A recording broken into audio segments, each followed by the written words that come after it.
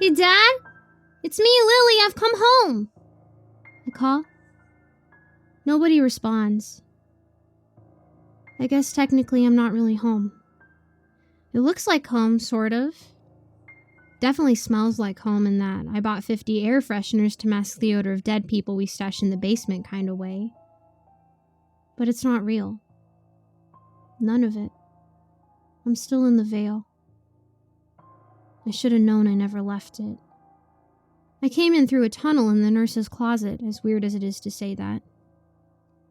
He didn't go out that way. So stupid. Dad, I'm home and I brought Roger.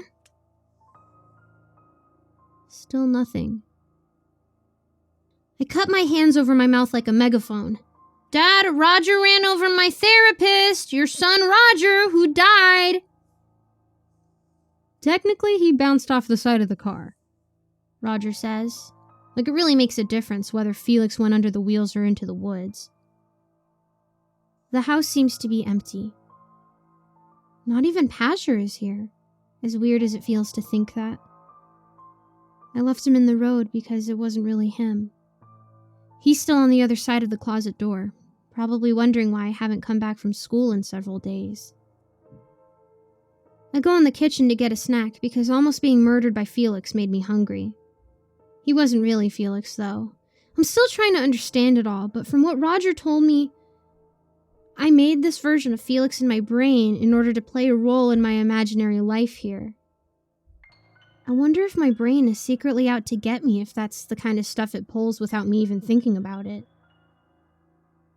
The kitchen doesn't smell like the rest of the house. It smells more like food usually. Except now. Now it smells like a dog. Probably because there's a black dog sitting in the kitchen. It's staring at me with big black eyes. I know this dog. It's the one that was following me in the real world before everything started. The dog stares at me. I know how to play this game. I stare back at it. You don't try to pet strange dogs, especially magic dogs, and I'm pretty sure this is a magic dog. Good doggy, I tell it. I put out my hand for it to sniff. But the dog doesn't sniff my hand. Instead, it reaches out with its paw and slaps my hand away. Is she ready? The dog asks in a woman's voice. Not for a bit, Roger says. He's standing in the kitchen doorway behind me, leaning against it and picking his teeth with a toothpick. The dog lifts up onto its hind legs and stretches its front paws upward. For a moment, I think it's going to turn into a werewolf. Instead, it shakes itself like one does after it's gotten a bath. I don't know how dogs dry themselves by shaking like that. I tried it when I was little, but afterward I was still wet and the bathroom had water everywhere. It really annoyed Mom. And it made me kind of dizzy. The dog doesn't spray water everywhere because it's not wet. Instead, it sprays the fur right off itself like a porcupine with its quills. The fur goes everywhere. I even breathe in some of it and end up coughing and spitting. Stupid dog just tried to choke me on its fur bomb. Bad doggy! I snap at it. I wave my arms to try to fan the cloud of fur away. The dog isn't there anymore, though. Instead, there's a pale lady in mummy wrappings and a rope belt standing in my kitchen. I recognize her immediately. Oh no. That's right, Ono says. She's still got the black eyes the dog had. I was fine having a staring contest with the dog, but the same eyes on her is too creepy, so I just look around the kitchen instead. Look at this! You got dog hair everywhere! Ono grabs me by the arm and twists it around painfully. She seems to be examining the burn mark I got from when Hecate dragged me through the halls of her maze. Well, she'll have to do. Are you going to eat me? I ask. She looks hungry, always licking her lips. When she was a dog, I would have fed her a can of dog food, but I suspect as a human she'd rather eat a hamburger or something. Not a Lily burger, I hope. She ignores my question. You've learned nothing all this time? I have to think. I did learn some stuff. I was at the library for hours. I learned about harpies. I bet she's got harpies. She seems like the type of person who'd have harpies. Oh no, sputters. I don't care about harpies. Haven't you learned anything about yourself in this place? What did I learn about myself? I guess I learned what Rogers only just shared with me on the drive home after he ran over Felix. I look at Roger. He nods at me. I think he thinks I'm thinking what he's thinking, but I'm pretty sure I'm not. I nod back, then look at Ono and puff up my chest. I control the horse's uncle. Ono blinks. I beg your pardon? And the vertigo. Roger smacks me in the back of my head. That's horizontal and vertical, stupid. Ono looks at Roger, then at me.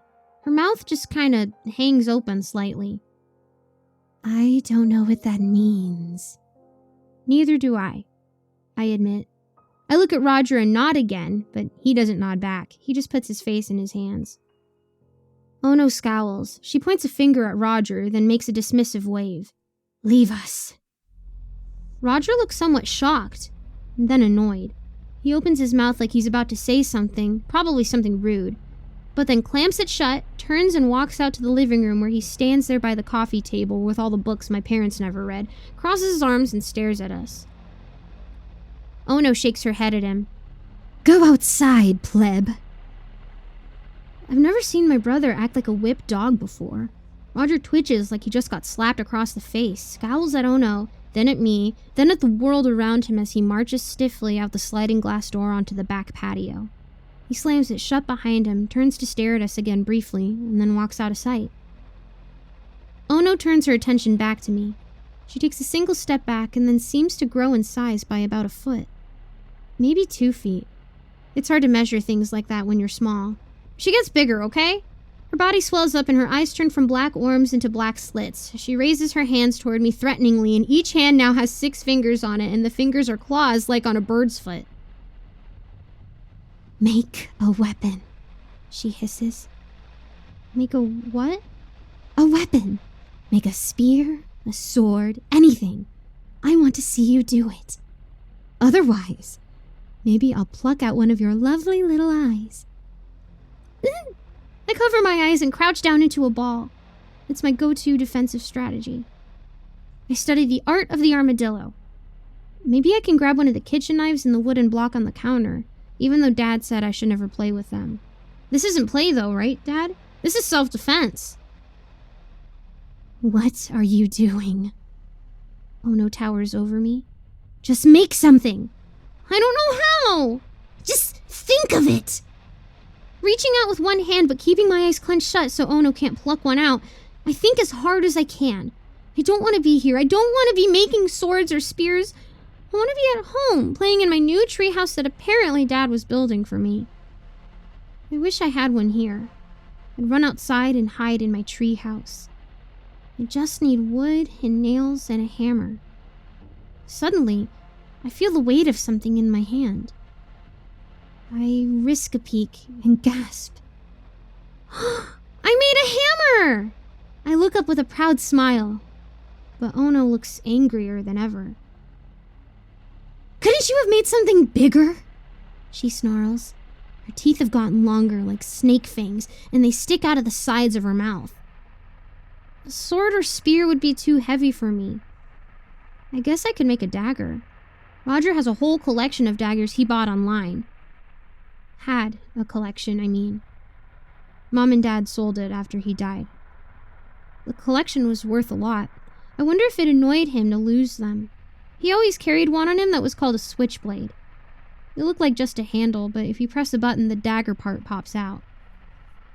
Suddenly, Ono lunges. Her mouth tears open at the seams and another row of fangs comes jabbing out of her gums. I shriek and swing the hammer like her head is a nail and end up smacking her right above the nose between her eye slits. Her head snaps forward and she goes down on her hands and knees. When she looks up again, there's a deep red mark in the middle of her face now. Oh gosh, I'm sorry, I tell her. I thought you were gonna eat me. One of Ono's hands comes up fast and grabs my hammer-wielding arm by the wrist. She shakes it hard until I lose my grip and the hammer falls on the floor with a clatter. Her other hand reaches out and grabs my other wrist. Then a third arm pops out with a ripping sound from under her right one, and a fourth one from under the left, and she's standing up slowly, pulling my arms up over my head. Do you think this is a game, little girl? Do you know what my mother is going to do to you? Let me go? It's a guess, but also a request. Ono clenches her fists on the two new arms. She's going to tear you apart. Don't you want that? I stutter. I mean, she's the freaking boogie woman. She brought me here to die because I broke the place, right? It feels right now like she's about to do just that. She's pulling just enough to make it hurt, but not enough to tear my arms right off. She probably could, though. But she doesn't rip my arms off. Ono lets go of them and turns away, shaking all four of her six-fingered talon fists in the air. No! She cries. I want to be rid of her. I hate her. You hate your mommy? I can't imagine hating my mom, and mine makes me eat spinach. Does she make you eat spinach? I ask. Ono seems to melt. She's taking on a different form. I hope it's the doggy again, because she was a lot less scary as a dog. She doesn't become a dog. Instead, she becomes smaller, almost as small as me. When she's done, she looks a lot younger. She looks younger by a lot. If she weren't wearing mummy wrappings and a rope belt, I might mistake her for one of the high school kids that ride the bus with me. Her face looks somewhat older, with lots of worry wrinkles, as my mom calls them. There's also a big, long scar running from her right ear to the corner of her mouth that almost makes it look like she's smiling, except her eyes say she's sad. She's not my real mother, Ono says. I was just the first one after her who was like you. I came here by accident, and she tested me like she's testing you. Like she tests them all. I was the first she tested. And the first who failed. I suddenly feel bad for her. She may have almost pulled my arms out, but no, that's pretty awful. The feeling bad for her goes away again. I wonder if this is what she actually looks like or another illusion. It's probably rude to ask. Same for asking her age, but I think she's about 16 going on 1,000. After me was Lamia, who became my sister. She tears each of us down and then remakes us in whatever way amuses her. There are tears in her eyes. She probably could use a hug. I doubt anybody's hugged her since before I was born. Hell, since before my mom was born, or my mom's mom, Nana. But that's another thing you don't just do to strangers. Besides, it might be a trap. It seems like you're able to remake yourself, I say, waving at her new form. Why don't you just leave? You're able to leave. I can't leave, Ono says sadly. Not permanently. I've been here so long that it's like a tether. The void pulls me back. You'll see what I mean once you've been here long enough. I hope not. I don't actually say that, but I think it's so loud I have a hard time telling if I think it or say it. I have no plans on staying here. I have a mommy and daddy of my own to get back to. Why don't you and your sister just team up and fight her? Ono pulls out one of the chairs at the kitchen table and sits down at it. She pulls her feet up and hugs them to her chest. Lamia is completely devoted to Mother, to her, and she can't change herself like I can. She's stuck. She's stuck in the form she gave her. I can't imagine having a snake for a butt. If I did, I'd probably go crazy too. And at least Snakebutt, as ugly as she is, didn't almost tear my arms out, so for Snakebutt, I will continue to feel bad. How am I supposed to fight her like this? I ask. I can't even beat you. I'm only 10 years old, and this is stupid. You have the gift of foresight. Ono waves her hand at me like my dad does when I try to show him one of my paintings and he's too busy working on a dirge to look at it. With that, your strength of will, and the power of this place, you should be nigh unbeatable. I'm not Superman, I'm 10 years old. Why doesn't anybody get this? You tore a hole in the veil bigger than any I've ever seen. She sticks her hands out like she's trying to show me the size of the hole, but her arms aren't long enough. I saw the hole, and she'd have to grow arms 5 times as long as her body to really show how big it was. That wasn't me! I bend over and pick up the hammer off the floor.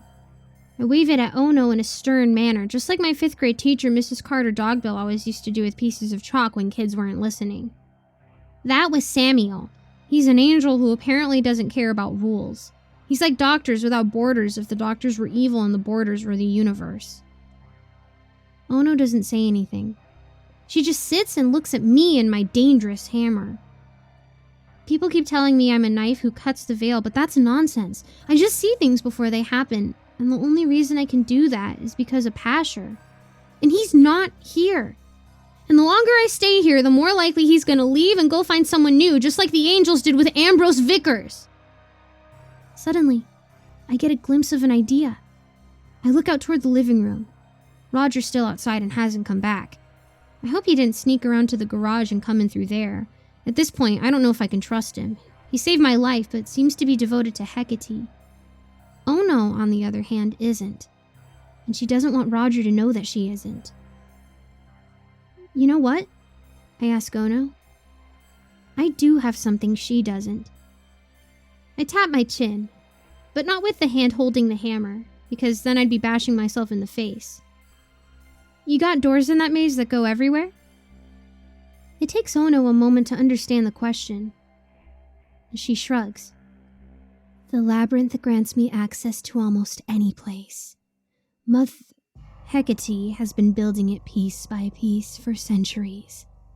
Any enclosed space with a door, like your bedroom closet or a basement with no windows, it's connected to. And can anyone come in if you open the way? What do you mean? I mean, like, was I only able to come here because of my gift, or can any normal person come through? Please say yes, I cross my fingers. Ono nods and licks her lips. It's weird to see the same tics she had in grown-up form on this young girl. Of course. We've taken people here since as far back as I can remember. She doesn't say it, but I suspect that the rest of that sentence was, to eat them. I bite my lip. Then I think I got an idea, but I need you to do something for me. I've already done more than I should have. Mother would split me from top to bottom and spread my entrails out across the entirety of the labyrinth if she knew even a fraction of what I've told you. That's awful. Thank you for sharing that. She shrugs. If you want her gone, I just need one big favor. Ono stands up and brushes the wrinkles out of her mummy wrappings. It doesn't really do much. I think she just does it out of habit.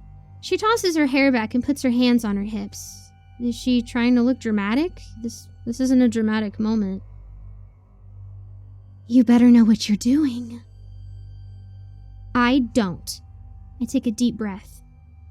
And if this gets other people killed, I'm going to feel really bad about it, but I think it might work. It's got to count for something.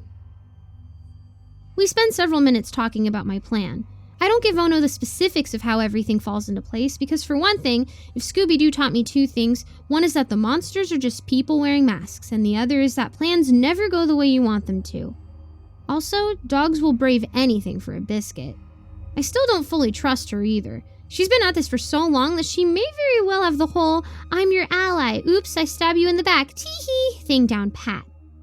All I tell Ono is what I want her to do, and how she's going to be able to do it. We gotta hurry before Roger comes back, I say when we finish. She nods and then closes her eyes and starts to melt. Her shape grows slightly smaller and thinner, twists over itself, then back like some human flapjack trying to eat itself. After another minute, I find myself looking at my mirror reflection, except it's not my mirror reflection because that's reversed. And this isn't reversed. It's a little weird to feel like you're looking into a mirror, but everything is the opposite from what it should be. You're gonna want to get some clothes from my bedroom, I tell my new clone. Ono, as me, looks down at her mummy wrappings and rope belt. You don't think these will do? She asks in her own voice. She's being sarcastic, of course. Maybe she and Roger will get married someday. You won't fool anyone, I say, shaking my head. And maybe you ought to work on my voice or stick to whispering or something because you don't sound like me at all. Ono shrugs, then peers over my shoulder. Over my actual shoulder, not her as me's shoulder. You know what I'm saying. She looks past me. I look over my own shoulder. Me, my shoulder, not Ono's shoulder. There's a shadow in the backyard that's approaching the sliding glass door. It's probably Roger. Go, quick, before Roger sees you, I tell her. And of course, watch out for anybody else. What'll you do? She asks. I have to return some library books.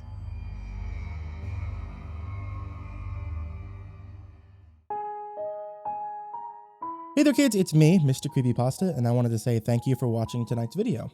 And also, I feel like this is something that really needs to be said. I'm pretty sure all of you are hearing this far too many times from far too many places, but during the current COVID-19 crisis that's going on, make sure that you're practicing safe hygiene, wash your hands, don't touch your face, don't lick random strangers on the street. I know that there's a lot of memes going around about it, but the biggest note is that although it may not be deadly for everyone, keeping it contained reduces the risk of death to everyone. So, important. Also, a number of conventions are currently closing around the United States. If there's a convention near you that I was intending to appear at, if there's an announcement of any kind of closures, I'll be sure to let all of you know on Twitter and the community page, so make sure you're following me there to get any information about that. And also, if you look in the description down below, you're going to find a group of my friends that are artists that make their living at events and conventions such as this. So I know all of them would appreciate any kind of support that you could show, especially if you feel like you're missing out on some of their artwork from missing out of these cons. So take a look there, see if there's anything you like. I know a lot of them work on creepypasta stuff, horror movie stuff, and generally anime and comic books that at least I love, so I hope that you do as well.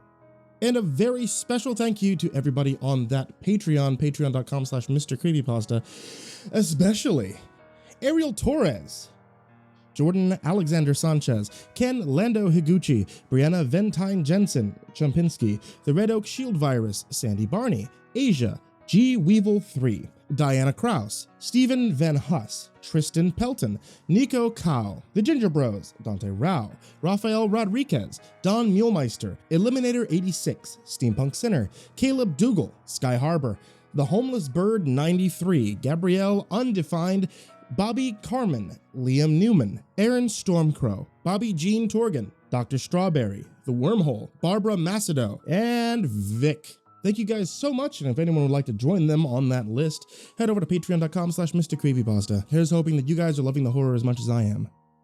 And sweet dreams.